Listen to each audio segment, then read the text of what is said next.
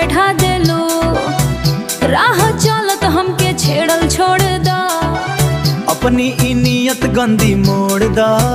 काहे पीछे पीछे आवेल, काहे सीटी तू बजावेल। तो हर चाल देख के जियड़ा डोले, मनवा भीतर आई लव यू बोले। जब तिरछी नजरिया चलावेलू, सच कहूँ तो जान ही ले लेवेलू।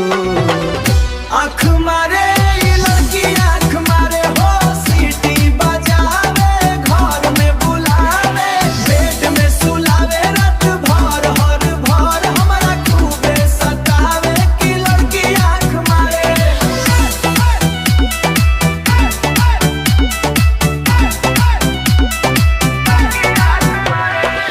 छोड़ा ई बहाना, तू बाड़ू दीवाना, हमरा के आता नहीं तोहरा पे जाना।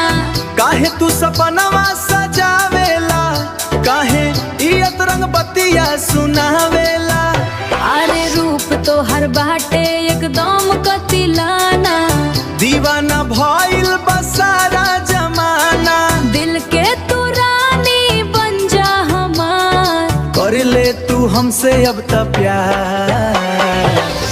आँख मारे ये लड़की आँख मारे हो, सीटी बजावे घर में बुलावे, बेड में सुलावे रात भर हर भर हमारा खूबे सतावे कि लड़की आँख मारे।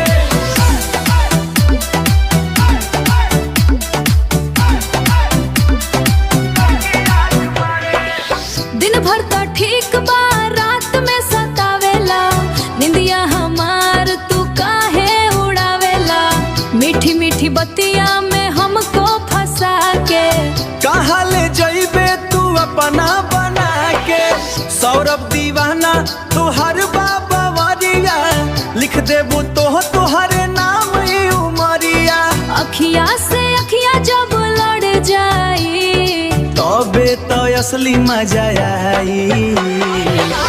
आँख मारे ये लड़की आँख मारे हो, सीटी बजावे घर में बुलावे, बेड में सुलावे रात भर हर भर हमारा खूबे सतावे कि लड़की आँख मारे।